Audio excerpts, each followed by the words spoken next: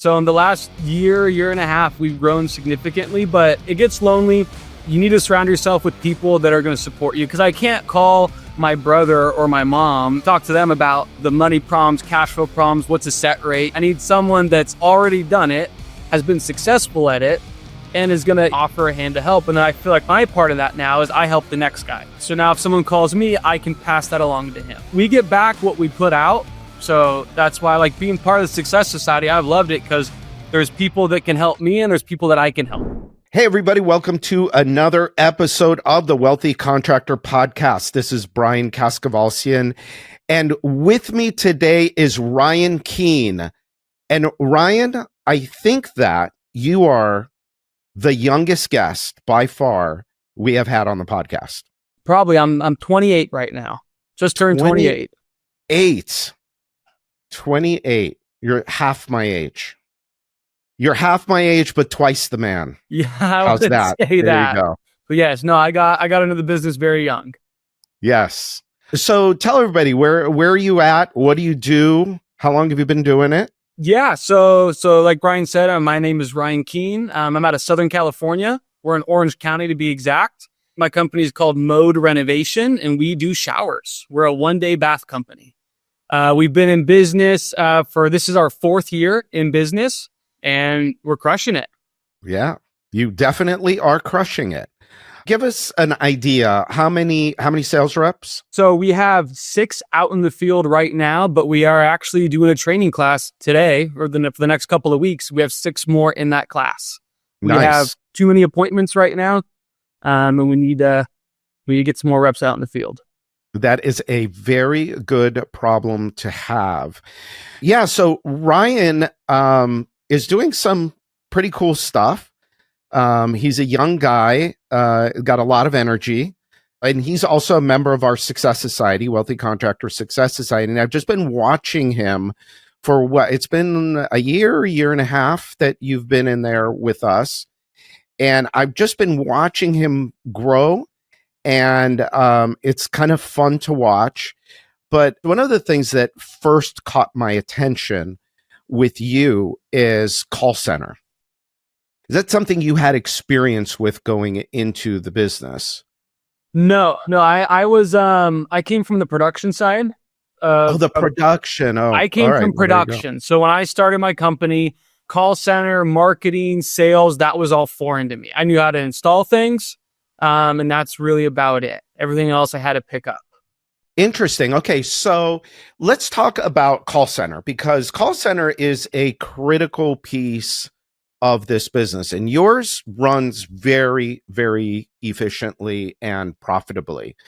And so tell us a little bit, like, how did you first set it up? How did you know what to do?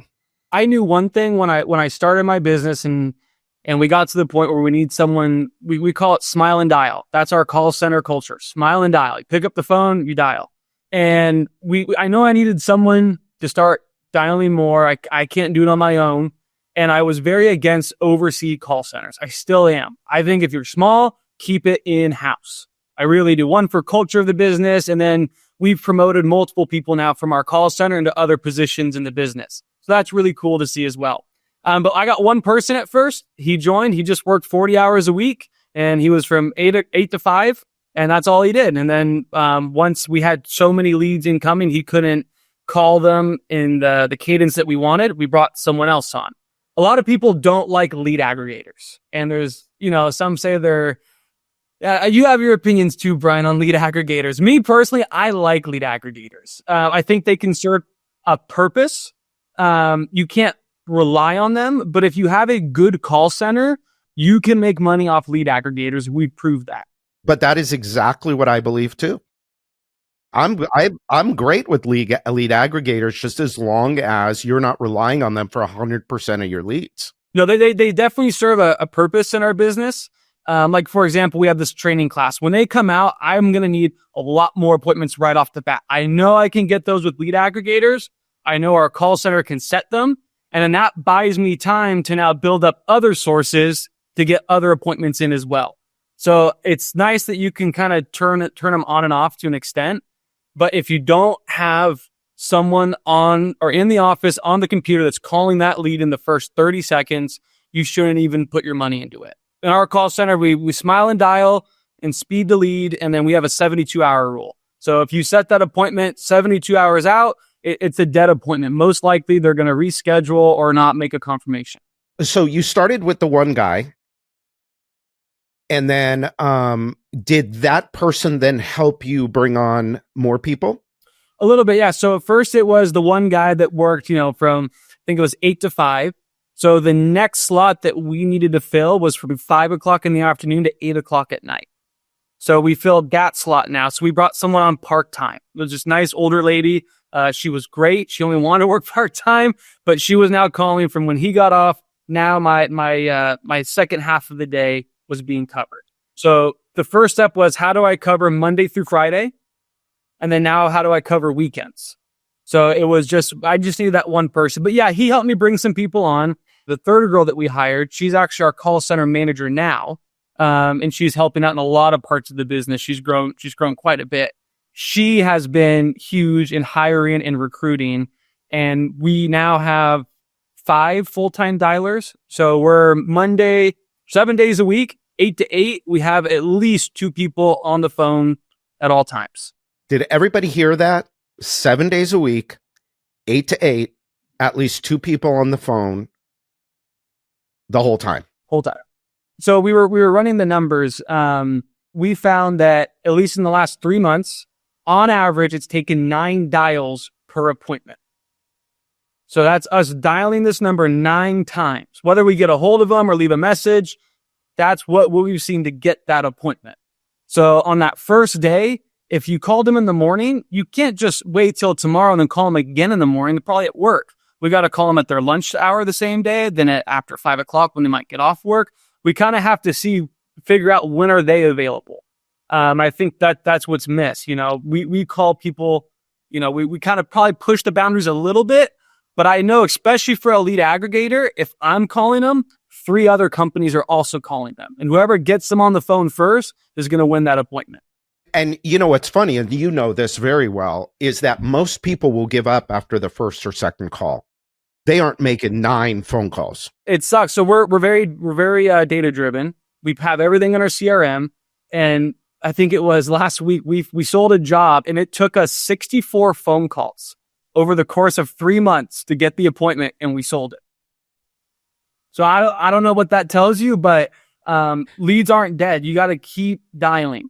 Yeah. And we've talked about that here on the podcast. We've talked about it in our Success Society meetings, and that leads aren't dead until they tell you they're dead. Right. 100%. You keep going and you keep working those leads and you keep working those leads. And that's this business. That is this business. And for some people, they'll look at that and say, oh man, I don't want to call somebody 9 times. I don't want to bother them. Well, the guy down the street is calling them 9 times. I'm calling him 9 times. We'll get the appointment then. The amount of dials makes a huge difference. And then we also will call from different numbers. So we'll try to match the number that we're calling from, our area code, to whatever the customer's area code is.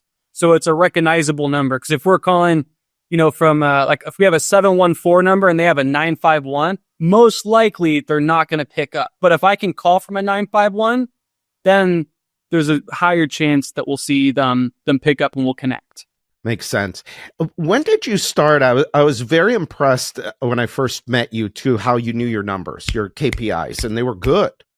And so how did you come up with your KPIs? So we use Lead Perfection. That's our CRM. But really, if I don't know something, I'm going to surround myself with people that are experts in it. And I'm going to call them. And when I'm driving, when I have free time, I call them, I ask them questions. So there's a couple people in this business that I reached out to and they said, oh no, you got to track your set rate. I was like, oh, what's a set rate? I had to learn about that. Then you got to track your issue rate. What's an issue rate? Then I had to learn about that. So I'm a really big believer that I need to surround myself with people that are better than me. And I want to learn as much as possible. That's been really monumental. It gets lonely being a business owner. I don't have a partner. My wife doesn't work with me. It's just me. And there was a couple years, it was just me in an office and I had one other employee. And it gets lonely. So I remember I yeah, think that was about the time that you started coming around to our stuff was that. It was you and a couple other people and yeah. And so to put in perspective, we now have 40 employees. So in the last year and a half, we've grown significantly. But yeah, like I was saying, it gets lonely. You need to surround yourself with people that are going to support you. Cause I can't call my brother or my mom and have them talk to them about, the money problems, cash flow problems, what's a set rate, right? I need someone that's already done it, has been successful at it, and is going to, is going to offer a hand to help. And then I feel like my part of that now is I help the next guy, right? So now if someone calls me, I can pass that along to him. I believe we get back what we put out. So that's why, like, being part of the Success Society, I've loved it because there's people that can help me and there's people that I can help. And I think that's, you're not lonely anymore, right? You realize people get it. That power of like relating and empathizing and knowing what that feels like, it's one of the best things. So if you're not a part of a group right now, if you're listening, join a group, join something, get around people that are in your same spot and understand what you're going through because they'll have solutions on how to get past it. I've shared the story of when I was your age and I went to see somebody that you and I both know very well in your area there, because I used to be down there. That's where my businesses were too. And I hadn't learned that lesson yet. And it was it cost me. It cost me because there was somebody that was willing to help me, that was willing to show me and give me everything I needed to know to run a successful, great home improvement business. And I didn't know how to deal with it. And I didn't understand that this is a reciprocal thing because that's not the people I used to work for were not, it was like they were at battle with everybody, and so I saw that and I thought, well, that's how you're supposed to be. You're supposed to be guarded. You're not supposed to tell anybody what you're doing. You're not supposed to talk about revenue, and you're not supposed to talk about, and God forbid you talk about profitability and all of that stuff. And it took me a while. It took me falling on my face and losing everything to realize, wait a minute, why am I trying to figure all this out on my own? There's so many people out there that are happy to help. And you've done an amazing job of like you said, surrounding yourself with the right people. And that's what this place is all about. The Wealthy Contractor, whether it's the podcast, it's Accelerate, it's one of our intensive Success Society, is all about surrounding ourselves, being in a community of people that want to just lift each other up, that want to help each other get where we want to go faster. And I think that gives all of us a big advantage over people that are, out there just trying to figure it out on their own. 100%. I mean, you said it and it's kind of stuck with me, and it helped me change that mindset for myself. Is there's plenty of work. There's plenty of work to go around. Abundance mindset, right? There's plenty of work. So there's no need to be guarded. I mean, at the end of the day, talking to someone in Connecticut about their business and telling them how I'm doing, that's not going to affect me. I'm in California, Right. And it's funny, but it's just as important though to share the struggles, not just the wins. And I think when you go and you talk to somebody that's a little bit above you, you don't just go up and say, what's the best marketing source? It's, hey, this is what I'm thinking of doing. Now I want you to poke holes in it. Tell me where I'm wrong. Tell me where to rework it. Because there's not going to be answers handed out. But, we just went through that with, in the last intensive, there's some things that we're looking at and with lead distribution, lead flow, sales reps. But I had the plan already that I came up with, and I wanted people to poke holes in it or put me in the hot seat, right? And tell me where I went wrong. And I feel like that's how you get more out of having these connections, if that makes sense.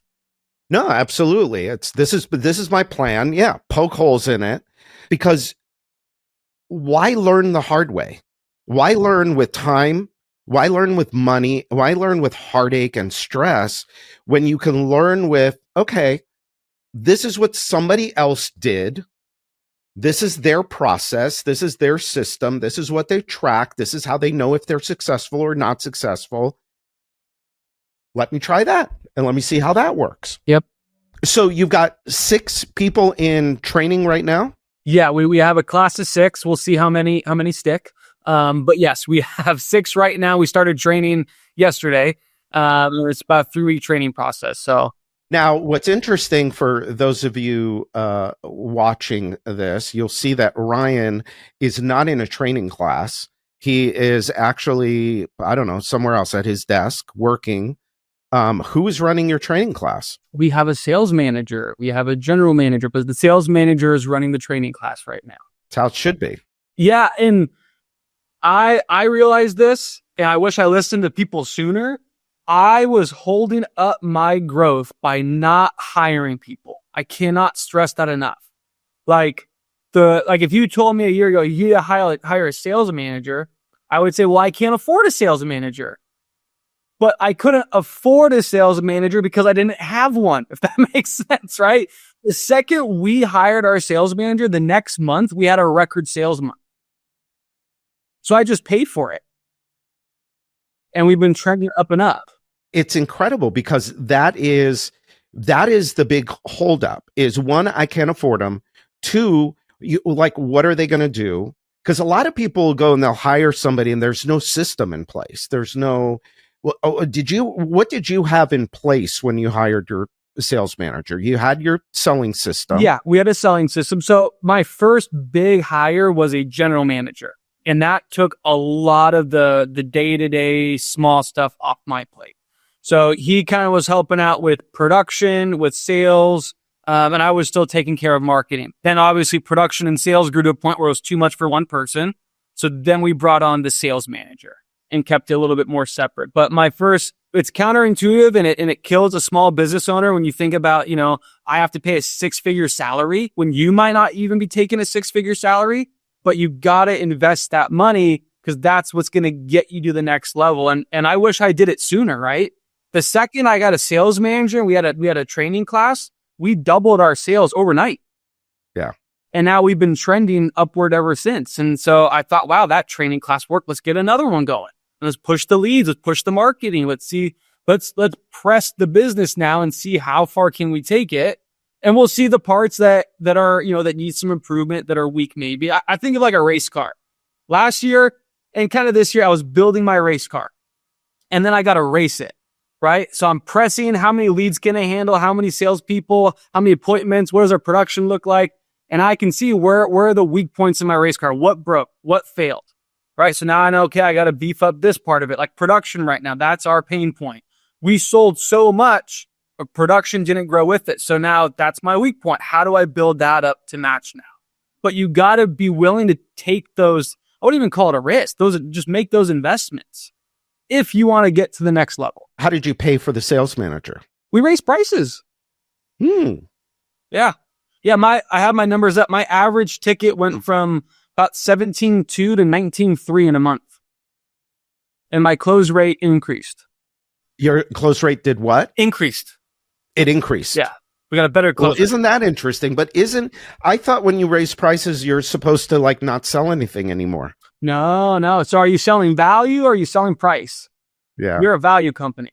It's funny. I was talking with somebody about the podcast recently. We've had a lot of conversations actually about the podcast. And one of the things that I said was, I think that we're doing a good job when the guests say the same things over and over again. Because it's like, okay, well, but this is the system that we're trying to get out to people and say, okay, the business is formulaic. Here's how the business works, And one of the things that we talk about all the time is that you sell value and customer pays for everything. And if you bring on new overhead or new marketing, which is generally, the 2 areas of your business where you're going to make investments, well, you need the gross margin in order to cover that. And where do you get more gross margin from? Well, you sell a whole lot more, yes, but also you've got to bump up that percentage of gross margin. Have to. And people are afraid to do it. Like you said, everyone says it. I've heard that a million times through the Success Society, Wealthy Contractor, Accelerate. And I think a lot of people like to try to find the differences, see what's different between me and the guy that's speaking instead of the similarities, and think of why it won't work for me. But what's the worst that can happen? right? Everyone that I've talked to, at least that raised prices, they've sold more jobs, they have better gross profit. And now I have money left over to hire a sales manager. We had to move into a bigger building because we outgrew our little building. So we have to raise prices as part of the growth. I was talking with somebody recently that has 10 salespeople, and their gross margin is upside down, like completely upside down. And I said to them, look, I said, the fix here for you is you've got to raise your prices, not chase so much volume, and get more gross margin so that you start putting more money to the bottom line. And I said, now look, if you do this, they had 10 salespeople. I said, if you do this, you're going to lose 8 salespeople because they're going to revolt because these people never raised prices. It was never a thing. Like, they were always afraid to raise prices. And they have 10 salespeople. Like, they're doing millions and millions and millions, but making no money. And so I'm like, I think they're like a 16 or $17 million company. And I told them, I go, you got to be okay with losing 8 salespeople, but there's a plan for that too. You don't just come in and say, oh, okay, we're going to do this and then wipe the board with everybody.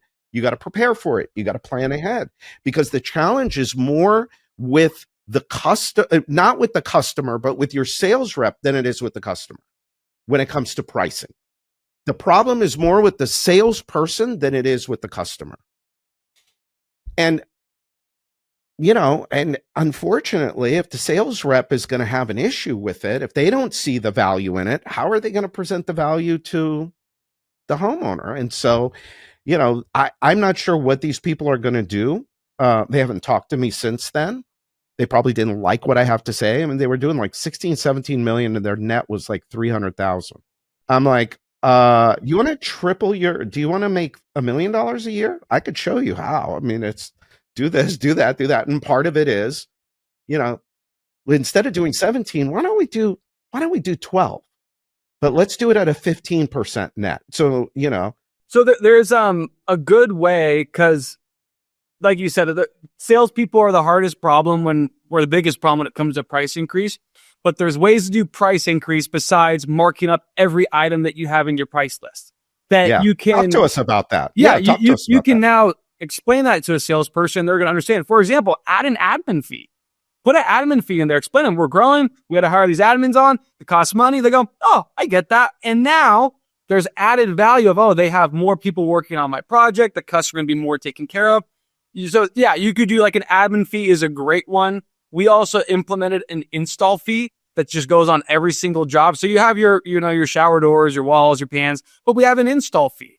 And now all I have to do is just change one line item, my install fee or my admin fee. And I just did a price increase. So the actual items don't change, but I can explain to a sales rep so much easier about why we have to now charge more for installation or administration versus why that shower head is now $200 more. Yeah, smart. Not a lot of people use the admin fee. Mm-hmm. Admin fees are great. It's just a way to do a price increase very easily. And you probably are, if you're like, I'm taking on a lot more overhead because we need to. I need to change my pricing for that. My overhead is my margins, gross margins are on point. We use a software for our pricing. So I know that if they sell it right and they just use the app, I'm going to have my gross margins. But the overhead is I'm adding on, production manager, more project managers, right? We're beefing up production now. I need to charge a little bit more so I have that money to play around with. And the easiest way, like I said, we did an install fee. That just made way more sense because you tell the salespeople, oh, do you see, Joe in the office? He's our new project manager. Well, we got to pay for him somehow. Yeah. That's part of the install fee. And that's great. They get it. Exactly. The thing too is that as you're bringing in new salespeople, that's the funniest part of all, is somebody that you brought in today that's on the higher prices. They have no idea what you used to charge. And so you put them up against the salesperson that knows what you used to charge, and the new guy will do better because he doesn't have that. To him, it's just, okay, this is just what it is. When we did do a good size price increase, it was also the time we had a new sales training class going on too. Yeah. It's perfect time. Yeah, it was intentional, right? Because like you said, Yeah. these new people had nothing, they had no other idea. But what was funny is the old reps, some of them were complaining about the price increase. I can't sell, it's too expensive, I can't Yeah. sell, yada, yada. Where the new reps were going out and closing at 35, 40% with the same pricing. So how do you explain that? Right. Right. But once they It's not started about the seeing price, that, baby. it's not about price. I Yeah. can't stress that enough. And, I still, not as much, but I used to really struggle with that. We are an added value company. We do not sell Yeah. on price. If I wanted to sell on price, I should be a truck in a truck. But you get more than just a shower when you do business with me. You get a name you can trust. You get an owner. You get a dedicated staff, project manager, W-2 in-house installers, right? We're that added value company that you don't have to worry about your job going south. You can know you do it once and it's going to last you the rest of your life. That's what we're looking for. Yeah. Beautiful. It's how it should be. And this is what people don't understand. It's better for the customer too. Yes. It's better for the customer. Yes. I want to work with a company. If I'm going to lay out money, I'm having a big thing done at my house. I have this big AC issue and I don't want to cut corners on that. I want to know when I saw the bill, I'm like, "Oh my God, I wasn't expecting that at all." But it's a legit company. They've got reviews. They know what they're doing, and they're going to stand by their work. And so, yeah, I'm okay with paying a little bit more for that. I understand. It's a peace of mind. And the most expensive project that you can do is the one that you have to do twice. Right? That's right. Yeah. That's Yeah, what we that's tell the right. customer. I mean, we sell a peace of mind. Because same thing, we have great reviews online. We have a good presence. We're still small enough to where we have that family feel good culture. And like I said in the beginning, we don't outsource anything overseas. I think that's a new trend that's hitting our industry. And for the small guy, it doesn't make sense. I would not do that. Customers have told us and called and told me they appreciate our call center and our people all working out of the same office and being employees. That means a lot to them. I love it. I think that's cool. So you got 6 salespeople in your new class. How did you attract these 6 people to work a commission job? We use Indeed, right? We put our job ads out, but we treat recruiting just like a someone that applies to a job. We treat it just like an incoming lead for the business, right? So this was actually the first time that we had our call center help out on recruiting, right? We have enough dialers. And so we just had each of them spend, I think it was like every hour, we want each of them to make 10 dials for recruiting on applicants. We gave them a list of, we called them knockout questions. Are you okay with commission only? Are you do you have reliable transportation? Can you work evenings? Whatever these non-negotiables are. And then if they got through that, then we pass it on to the hiring manager. But it's, you got salespeople are special. And I would rather take a salesperson that has no experience in our industry and put them through our training than hire the, quote unquote, top guy at the other company. Because if he was really that big of a top guy, why is he looking for a job right now? Right. Yeah. And they got bad habits. But when I was small, I had to take what I could get, and then over the years, I've been able to, upgrade and get classes now. And also I have the budget because I raised my prices and I can do a 3-week paid training to where I can put someone through a real training now and make sure they know our 10 steps. They have the product knowledge. They know our tech. I have a sales manager that can do ride-alongs, that can do weekly trainings for people that are performing to protect my investment. So it's been this gradual buildup, but to attract them, I mean, I try to scare them off, to be honest with you, because it's a lot of driving, it's windshield time, a lot of rejection, right? You get told, a good sales rep will get told no 6 to 7 out of 10 times. That sucks. That's a good rep. So you got to be okay with rejection and you got to be able to get on board with how we do things here, with our culture and with our system. Do you talk to them about NSLI, like during the recruitment process? Do you talk to them about NSLI and like, if you do this right, we have a whatever. But what is your current NSLI, if you don't mind sharing? So I think, let me look here. So last month, our NSLI was 4,525. So every lead these guys run, they make $450. Do you talk about that in the recruitment? Yes. So we always do like a quick 10-minute Zoom call or phone call with the hiring manager to see if they're worth bringing in and going more in depth. And when we do bring them into the office, we actually have posters in our conference room. We call it our bounty board. And it's kind of whoever holds that record for the month prior we had NSLI, close rate, number of jobs, biggest job, and there's a bounty. I think it's like $500 for each one. So like right now we have this one girl, her name is Ryan too, and she beat all the bounties. She closed 280 last month. She had a 37% close rate, sold the most number of jobs. So we have her picture all over the conference room, but it's also people look and I go, what is NSLI? What's net close rate? And then we can dive into it, because when someone first explained to me what NSLI was, I was like, that's an interesting way of looking at it. You're telling me for every time I issue a lead, I'm getting $4,500 back. Yeah. That's a different way of looking at it. It's a very different way of looking at it. And also it helps I think with recruiting. It's like you should be able to say, okay, here are our KPIs. Here's what you do this job right. Mm-hmm. You got it. So, and then we review our KPIs. We do a weekly sales meeting, our sales meeting just got out. We call them the money makers of the week. And we go over the top 3 reps, what their close rate was, what their NSL, all that kind of stuff. We do a team as a whole and we check in on it weekly.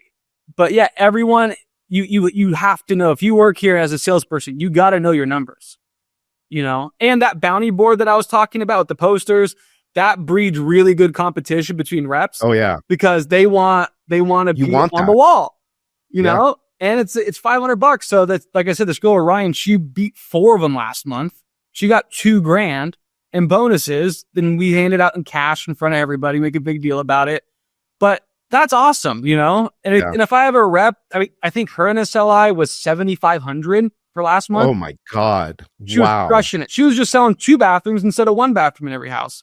But it gets everyone in that mindset. Because at the end of the day, your sales reps should be here to make money. That's what a commission only person, that's what fuels them. If that doesn't fuel them, they should go get a salary somewhere. On the recruiting side, how you were saying we treat it like a lead. I don't remember, was it this last meeting that Vince was talking about that, or somebody was talking about either at the July meeting or at the March meeting? It might have been the March meeting. Might have been the March, but yeah, it's been because we now have like a hiring quota. We need to fill seats. Just in the last month, we had to hire 2 call center people, 2 face-to-face marketers for our shows and events, 6 salespeople. We had ads out for warehouse managers right now. So we have a lot of seats that we need to fill, and I can't call those resumes, nor do I want to. I got better things to do. So that's when we really took on that idea of we're treated like a lead. And if we have, 5 call center reps and they all spend 10 minutes or do 10 dials an hour, that's 50 dials an hour I can get. That's in a day. We just went through a whole applicant list. But treat it like a lead. Yeah, that's how we used to do it. We would hire upwards of, like, our training classes. We would try and do them once a week. When I had the handyman business, we had 100 and something handyman at some point. And as we were growing fast, we were like every week we were doing these training classes, and so we had a whole script for an inbound lead. Most of our leads were inbound. But we also had very, very detailed scripting for recruiting. And so when they call in, here's, like you do, it's, are you this? Are you that? Do you have a problem with this? Do you have a problem with that? Okay, great. And then, here's the next part of the process. But it was the same. It was the same way. We were excited to talk to them. They weren't a drag on us. And we treated them like we would treat a customer. We also tied a bonus to it too for our call center. So because otherwise that's a missed opportunity that they could be calling a lead, because we bonus on appointments and that kind of stuff. So we said $250. If whoever you interview and bring it up, they stick for 90 days, $250. Yeah. So that helped quite a bit too. I think that got people more on board. But we're still learning how to do it. this was just a new thing, but it's good to, I've been learning to use the staff that we have. People are more willing to help than you think, especially if they're on board with the company and the mission, and they like going to work every day. You know, that's kind of, you should enjoy, and your employees should enjoy coming to the office every day. Yeah. And how are you, I mean, you're a young guy, and that's, in some cases, that's tough. I mean, I guess I was your age when I started, when I had my companies, like when they first really started to grow. I was about your age. And yeah, culture, it's interesting. I didn't think too much about it. It wasn't as big a buzzword as it is today. But what are some of the things that you're doing besides, a lot of the stuff that you've already mentioned is great. You've got the, bonus structures in place. You've got the competition for the salespeople. You've got performance pay. But what are some of the other things that you're doing culture-wise to keep the team cohesive?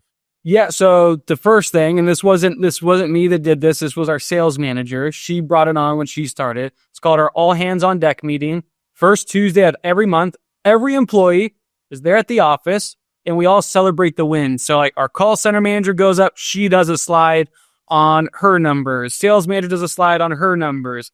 Production goes up. So everyone is kind of, they all know what's going on, because the salespeople don't understand that we made 24,000 phone calls last month.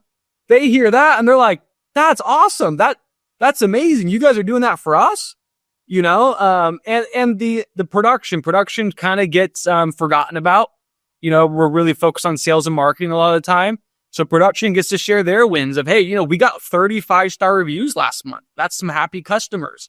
So the all hands on deck meeting, I wish I was doing it sooner. That's great.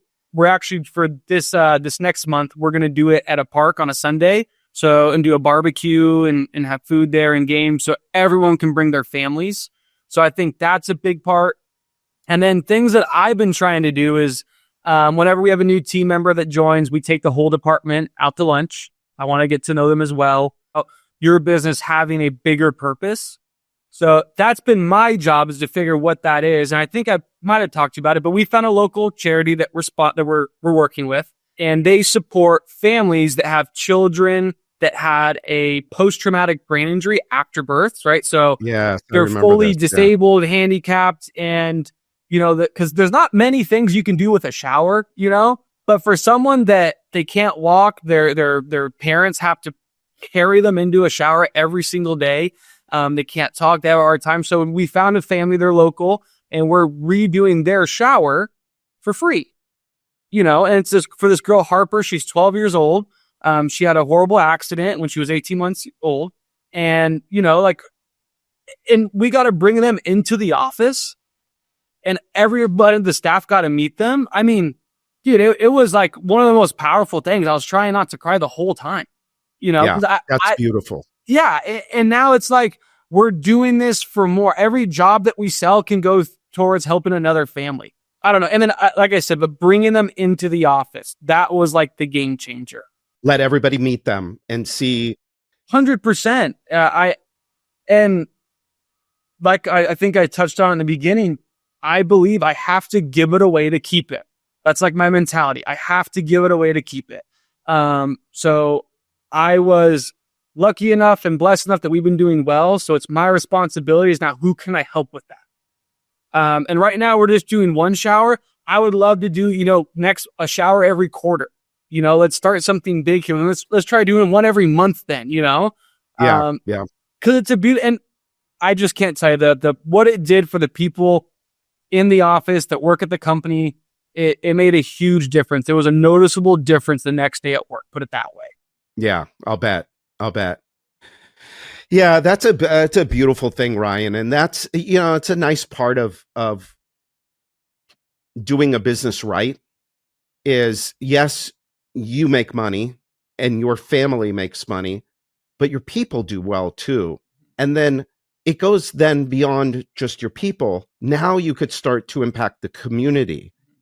And I remember years and years ago, I'd talk to people and it was early. It was even before the podcast. And they would say, because now people know me better. And so there are certain things I guess people don't say to me anymore. And one of the things that people don't really say to me anymore is, well, I want to do this for my community. My business exists to do this and that for the community. And my question is always, well, that's wonderful. How's your family doing? Are you able to do that for your family? And a lot of people they can't. And I would always say, well, let's take care of your family first. Let's put the mask on you first. Then let's worry about the community.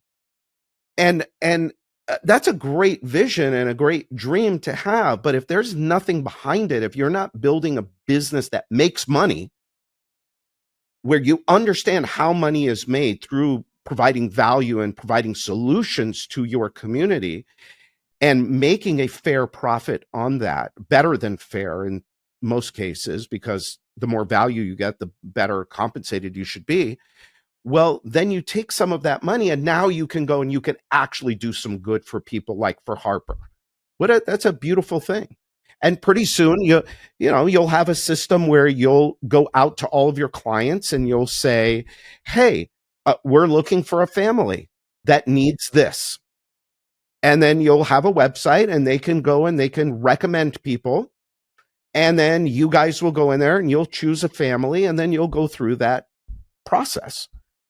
And you will help more and more and more people over the next, however many years you're in business. You're going to help a lot of people and you're going to get rich in the process.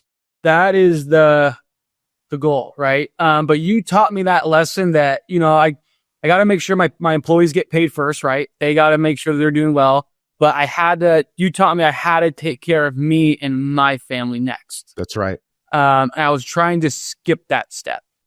And it was you beating it into me that I finally, I finally put myself on payroll. I went so many years with no payroll, just taking what I need to survive. I thought I was being selfless, right? I'm so good. Look at me. I'm a business guy, back to the business. No, I didn't quit my job and risk everything I have. I was 24 years old when I started. I cashed out my 401k, which you're not supposed to do, but I did it anyways. Yeah. Cashed out any stocks that I had. And I said, I'm going to do this or go broke. I could always get a job. And it's like, so to go through all that, risk everything to not take a paycheck at the end of the month, that's a problem. Yeah. So you taught me that I got to start paying myself. And ever since then, I've been paying myself and it makes the days a little bit more enjoyable, right? And makes my life a little bit happier. I'm not stressed about money right now. If something were to happen or something were to go wrong, we're okay. And I think that's really important. And not to mention now, I know that my family's okay. I can now press the business a little bit harder. Let's take a little bit more risk right now. And that's kind of been our model last couple months is press, press, press. September is going to be that's the height of our business. September is the month. And we want to do our first $1 million month in September. July, we got so close. August, we're pacing it still. We might hit it, but September is going to be the $1 million month. But like I said, I would never be able to do those things or take those risks unless I made sure I was okay first. Yeah. I want to make sure that people listening to this, just because don't get hung up on, well, yeah, Ryan can do that. He's only 28 years old, or he was only 24. I'm 40. Well, look, you're doing the same stuff. You're taking the same risks. You've cashed in your 401k, whether you had a 401k or not. You've taken for every year that you're in business that you're not making what you should be making and taking home what you should be making and building your wealth outside of the business like you should be doing, then yeah, you're doing the same things. You're taking those same risks all the time. And so do it in a way where you're going to make money and you're going to be profitable and you can build a team of people around you and you can take care of those people, and then they will take care of your customers. And then now your customers will now be able to help you take care of the community. So I love what you're doing, man. It's great having you in Success Society. You're a sponge. You're all about implementation, which is key. We talk about that at every meeting. We talk about implementation because there's nothing else. You can learn and know stuff, quote unquote, know. But if you're not going and doing it and getting the work done, then you don't know. And you have been, whatever we tell you to do, you go and you do, and you execute, you get it done. And I have no doubts that you're going to have your $1 million month soon. And then that's going to be your new normal. And then we're pressing upward and onward. And then sky's the limit. Where are you going to go after that? Well, I appreciate you a lot. I appreciate you being here and sharing your story. And what's the last thing I can ask you? What are you doing for fun nowadays? I golf a lot. Yeah. I went to the range. I went to the range yesterday. Yeah, that's good. Yeah. I went to the range. Yes. I want to play more. I've been I went with my niece's boyfriend, and he asked me while we were there, he goes, "How long have you been playing golf?" And I go, "Oh God, I've been playing like 40 years. I started when I was 15. I said, "I know it looks like I've only been playing for 2 years, but I've been playing for 40. But I want to get better at it. I want to spend more time out in nature and a beautiful golf course, and so that's good. Yeah, golf a lot. In the winter, we like to go to the desert. We have a toy hauler and sand cars and all that stuff. So I like to go out there, spend a week or two at a time. I've been really big about replacing myself. I don't want to work anymore, like actually do the work, And so it's really been like the last 6 months, I've worked less. I've worked less than I've ever worked, and I've made more than I've ever made. And I think that means that we're doing something right. Yeah. Well, and that's what I always say to people is, if you want to make more, you have to work less. There's no two ways about it. And so, yeah, I'm glad you got the lesson. And, this is the stuff that we talk about at every Success Society meeting is how are we going to get to that point where we work less, we make more, and we use the business to develop whatever our version of our best life is. Everybody's is a little bit different. But like you said, you got to take action. Just do something. Yeah. Indecision will kill you. Just do something. I can't tell you how many times that I didn't necessarily think everything through 100%, but doing something was better than doing nothing. So let's push and see what happens. But yeah, no, I've learned so much from you.